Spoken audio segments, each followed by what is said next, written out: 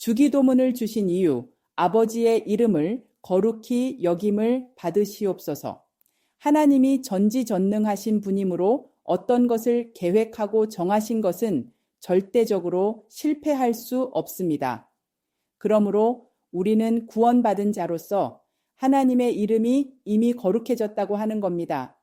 그러나 우리는 이 세상 가운데 구원받은 인간이라고 하기엔 명함도 못 내밀 정도로 엉터리 삶을 끊임없이 살아가고 있습니다.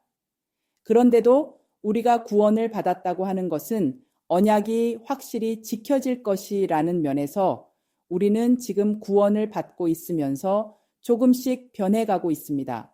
즉, 그 구원이 이루어져 가고 있어 결국 예수 그리스도의 다시 오심으로 완성이 될 겁니다. 하나님, 당신의 이름이 거룩히 여김을 받으시옵소서는 그날은 반드시 올 것입니다. 나는 그 약속을 믿습니다. 라고 기도하는 겁니다. 그래서 우리는 기도를 하면서 하나님, 나는 그런 존재군요. 이미 구원을 받았군요. 그리고 하나님이 약속하신 그날은 반드시 올 것입니다. 라고 확신하는 그 기도를 하라는 겁니다. 우리가 기도를 안 하면 그것이 이루어지지 않는다는 게 아니라 우리를 위해서 하라는 겁니다. 그렇게 기도할 때마다 우리는 천국에 반드시 들어간다라는 사실을 확인하라는 겁니다. 분명히 세상은 우리를 향해 손가락질 할 것입니다. 예수 믿는 자는 더 잘 살아야 되지 않나? 더 건강해야 되지 않아? 하며 조롱하겠지만 하나님은 단호하게 거기에 대답하실 겁니다. 내가 옳고 너희가 틀렸다. 내 백성이 사는 방법이 옳고 너희는 틀렸다. 세상은 마지막 날에 너희가 사는 방법이 옳았구나. 세상 가운데 너희가 환난과 핍박을 겪은 것이 모두 하나님이 그분의 자녀로 만드시기 위한 것이었음을 이제야 알겠다라고 어마어마한 지옥의 고통 속에서 우리에게 내뱉을 겁니다. 세상은 시편에서와 같이 이렇게 조롱합니다. 나는 벌레요, 사람이 아니라 사람의 비방거리요, 백성의 조롱거리니이다. 나를 보는 자는 다 나를 비웃으며 입술을 비죽거리고 머리를 흔들어 말하되 그가 여호와께 의탁하니 구원하실 걸 그를 기뻐하시니 건지실 걸 하나이다. 시 22:6-8. 이것이 예수가 받은 조롱이자 우리가 동일하게 받는 조롱입니다. 하지만 하나님이 약속하셨습니다. 내가 속히 오리라. 세상이 너희를 조롱할 때 내 약속을 믿어라. 하나님의 이름을 거룩히 여김을 받는 기도를 하면서 그날이 반드시 올 것을 확신하라고 하셨습니다. 계시록 3장 11절에도 내가 속히 오리니 네가 가진 것을 굳게 잡아라 고 나와 있습니다. 이제 죄인들의 그 세상은 타는 지옥의 불 속에서 우리를 향해 너희가 옳았다고 할 겁니다. 그 지옥의 불은 성령의 불입니다. 그 지옥을 다스리는 분은 하나님입니다. 혹 지옥을 사탄이 다스린다고 생각하는 사람도 있는데 그것을 잘못 알고 있는 겁니다. 그런데 죄에 대해 하고 있는 무시무시한 성령의 불에서 우리는 어떻게 건짐을 받았는가? 우리는 아무것도 한 게 없습니다. 그래서 은혜이자 선물이라 한 겁니다. 또 그러한 기적을 체험한 우리는 그만큼 존귀한 존재입니다. 계시록을 보면 이것들을 증언하신 이가 이르시되 내가 진실로 속히 오리라 하시거늘 아멘 주 예수여 오시옵소서. 계시록 22장 20절. 이것이 계시록의 마지막입니다. 우리는 이런 기도를 해야 합니다. 내가 예수를 알고 하나님을 알고 천국을 알고 지옥의 무시무시한 고통을 압니다. 주 예수여 오시옵소서. 나는 그날만을 소망하고 있습니다. 그래서 오늘도 이렇게 준비하고 있습니다. 과연 우리는 이렇게 준비하고 있는가요? 분명 그 물이 바다를 덮음같이 세상 모든 육체와 민족과 방언들이 여호와의 타는 불꽃 앞에서 당신들이 옳았습니다. 이 세상에서 당신들을 바보 같다고 조롱했는데 이제 와보니 당신들이 옳았습니다. 라는 고백을 들을 날이 올 겁니다. 인생은 길지 않습니다. 우리는 곧 그곳으로 갈 겁니다. 바로 그렇게 우리는 그날을 기다리는 겁니다. 그리고 이미 우리에게 주어진 하나님의 거룩한 이름을 즐기는 겁니다. 하나님의 이름이 거룩히 여김을 받으시옵소서 라고 기도하면서 우리의 신분을 확인하는 겁니다. 거룩이란 말 뜻은 구별된다는 뜻입다. 하나님만이 유일한 하나님이 되신다는 말입니다. 그런데 안타깝게도 오늘날 교회들이 뉴에이지 같은 현대 흐름을 쫓아가고 씁니다. 어떻게 진리에 이르는 길이 하나뿐이겠느냐라는 것은 기독교도 쫓아가고 있다는 겁니다. 언제부턴가 불교인들이 서로 종교 간의 상생관계를 이루어야 한다고 피력하고 하나님의 이름이 거룩히 여김을 받으시옵소서의 거룩은 하나님만이 유일한 하나님이며 그 거룩한 이름은 예수 그리스도로만 거룩해질 수 있습니다. 우리는 구원으로만 거룩해질 수 있습니다. 내가 곧 양의 문이다 라고 하신 예수 그리스도 외에 다른 길은 없습니다. 다른 이로서는 구원을 받을 수 없나니 천하 사람 중에 구원을 받을 만한 다른 이름을 우리에게 주신 일이 없음이라. 사도행전 4장 12절. 우리는 이 말씀을 믿어야 합니다. 하나님의 이름이 거룩해지는 방법은 바로 이 길, 예수님입니다. 그러므로 믿고 돌아와야 합니다. 한때는 이런 유머가 돌았었습니다. 하나님은 지옥을 보수공사하고 계신다고, 한국의 찜질방이 워낙 뜨거워서 온도를 더 높여야 한다는 겁니다. 이 시대의 사람들, 이 시대를 살고 있는 기독교인들이 정말 그 지옥을 알고 있는 건가요? 그 죽음이 얼마나 무시무시한 것인지 알고 있는 것인가? 하나님의 그 진노가 얼마나 두려운 것인지 알고 있는가? 예수조차도 두려워 벌벌 떨던 그 저주가 어떤 것인지 알고 있는 것인가? 라는 생각을 했습니다. 농담에서나 취급되는 저급한 것이 아닌지 그런 생각이 들었습니다. 우리는 그 타는 불, 지옥에서 어떻게 건짐을 받았는가? 어떻게 이렇게 기도하고 예배하고 있는 것인가? 그 사실에 정말 감격하고 있는가? 아니면 가짜고 은혜를 모르는 사람입니다. 은혜를 모르면 그리스도인이 아닙니다. 우리는 그 은혜 안으로, 예수 안으로 숨어야 합니다. 아버지여 그 이름이 거룩히 여김을 받으시오며 라고 기도하면서 우리의 신분을 확인해야 합니다. 그리고 나 같은 거 하나 구원받는 것으로 그렇게 하나님의 이름이 거룩하게 된다고 말씀하십니까? 라며 하나님께 감사해야 합니다. 우리를 그렇게 존귀한 존재로 인정해 주신 그분께 감격하는 겁니다. 그리고 그날이 반드시 올 것이라고 확신해야 합니다. 하나님의 이름은 예수 그리스도로만 그로 말미암은 우리의 구원으로만 거룩해질 수 있는 겁니다.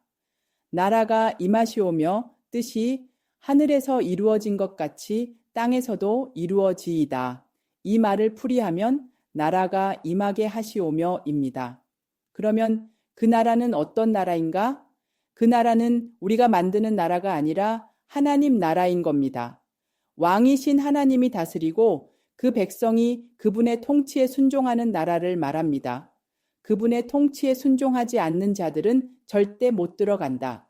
그래서 하나님의 나라는 민중이 다스리고 민중이 주인이 되는 것이 아닌 왕이 다스리고 백성이 그 통치에 순종하는 겁니다. 그동안 역사 속에서 진리를 찾다간 우리 조상들이 많았습니다.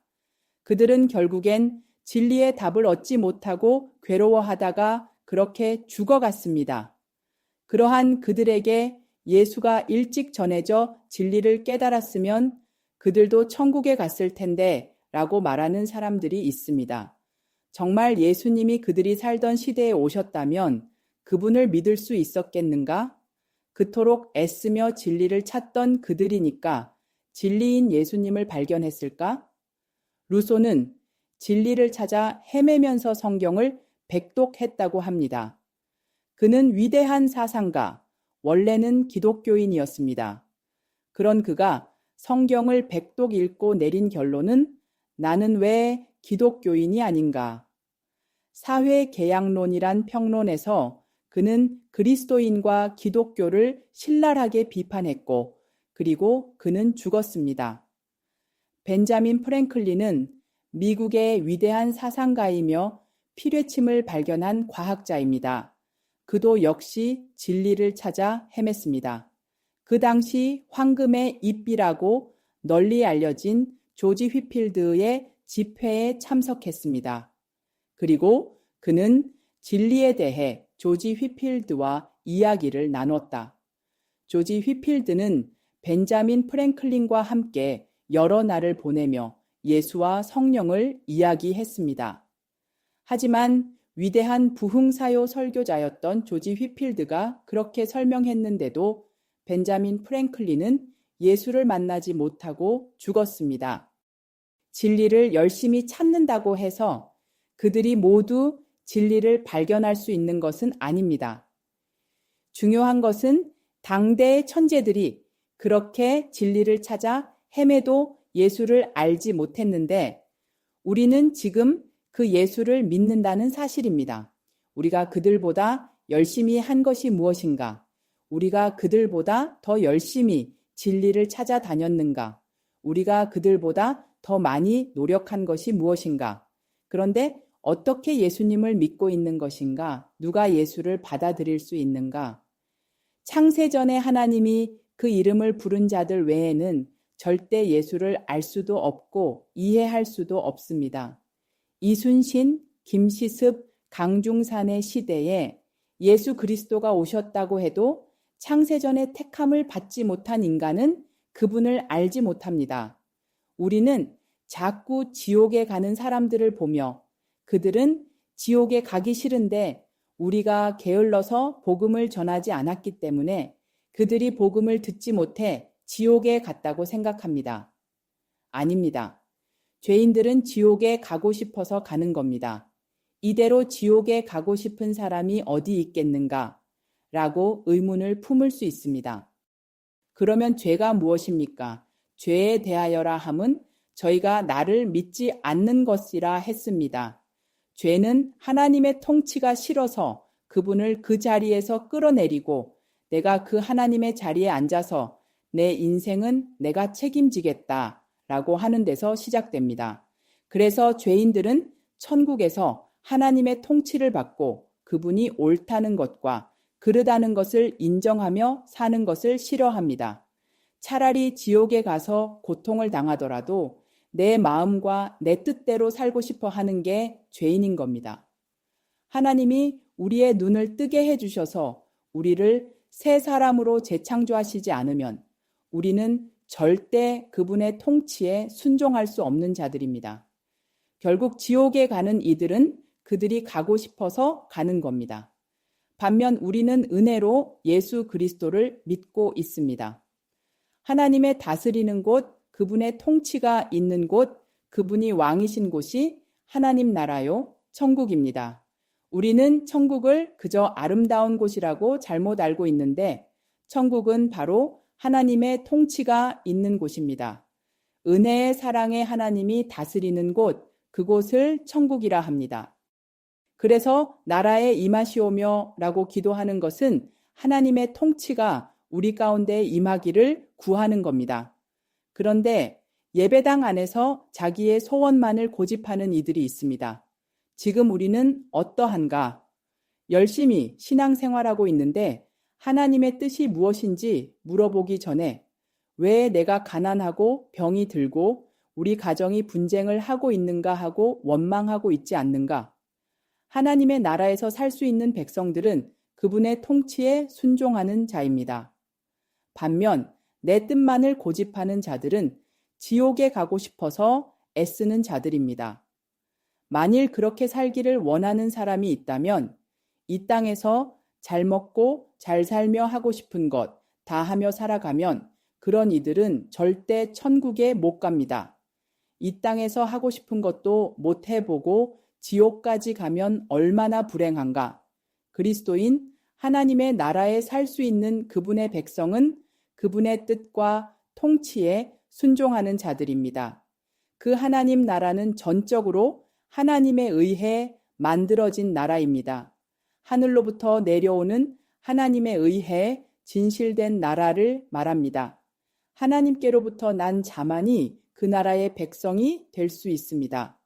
과연 그러한가? 요한복음을 살펴보면 영접하는 자, 곧 그 이름을 믿는 자들에게는 하나님의 자녀가 되는 권세를 주셨으니 이는 혈통으로나 육정으로나 사람의 뜻으로 나지 아니하고 오직 하나님께로부터 난 자들이니라. 요한복음 1장 12절 13절 오직 하나님으로부터 난 자들이라 했습니다. 우리가 애쓰고 노력해서 진리를 찾을 수 있는 게 아닙니다. 하나님이 창세전에 택한 자들 외에는 그 진리를 깨달을 수 없고 그분으로부터 난 자가 아니면 그분의 백성도 될 수 없습니다. 마태복음에는 마지막 족보가 나옵니다. 아브라함부터 다윗까지 14대요. 다윗에서 바벨론 유수까지 14대요. 바벨론 유수에서 예수님까지 14대입니다.